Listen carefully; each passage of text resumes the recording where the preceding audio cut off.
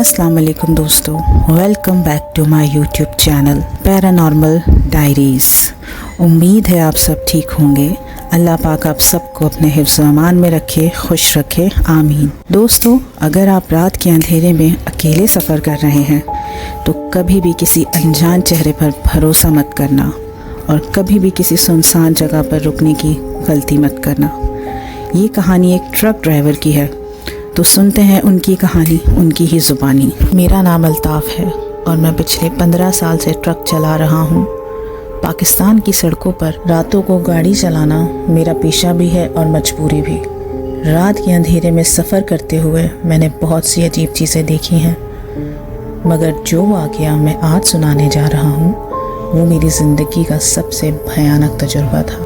रात के लगभग 2 बज रहे थे। मैंने रेडियो ऑन किया और अपनी सिगरेट जलाई और अपनी आंखें खोलने की कोशिश की, क्योंकि नींद मुझे धीरे धीरे लपेट रही थी। तभी अचानक मुझे सड़क के बीच में एक आदमी खड़ा नज़र आया। सफ़ेद कपड़े, लंबा कद और सर झुका हुआ था। पहले तो लगा कोई मुसाफिर होगा जो लिफ्ट लेना चाहता होगा, लेकिन जैसे ही ट्रक की रोशनी उस पर पड़ी मेरी सांसें रुक गईं।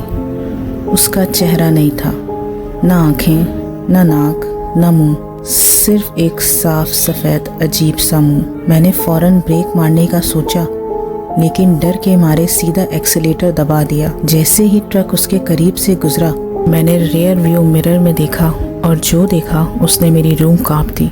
वो आदमी अब हवा में उठ रहा था। उसकी आंखें अब चमक रही थी, बड़ी बड़ी लाल, और सिर्फ मुझे घूर रही थी। और ट्रक की स्पीड और तेज़ कर दी। दिल इतना ज़ोर से धड़क रहा था कि लग रहा था सीने से बाहर निकल आएगा। मैं ट्रक फुल स्पीड पर ले गया, लेकिन सिर्फ 5 मिनट बाद मुझे महसूस हुआ कि ट्रक का वज़न ज़्यादा हो गया है, जैसे पीछे कुछ लटक रहा हो। मैंने अपने साइड मिरर में देखा और जो देखा उसने मेरी जान निकाल दी। ट्रक के पीछे एक अजीब सी शक्ल लटक रही थी, लंबे नाखून, फटा चेहरा और एक अजीब सी मुस्कुराहट। वो मुझे घूर रही थी जैसे कोई शिकार पर नज़र जमाए रखी हो। मुझसे बर्दाश्त नहीं हुआ। मैंने ज़ोर से कलमा पढ़ना शुरू कर दिया। जैसे ही कलमा पढ़ा वो शक्ल ज़ोर से चीख कर एकदम ट्रक से गायब हो गई। मैंने सोचा अब सब ठीक है। अब मैं सिर्फ एक ही बात चाहता था, जल्द से जल्द किसी बस्ती तक पहुंच जाऊं। रात का अंधेरा, सुनसान सड़क और वो अजीब चीज़ें, सब मुझे पागल कर देने के लिए काफ़ी था।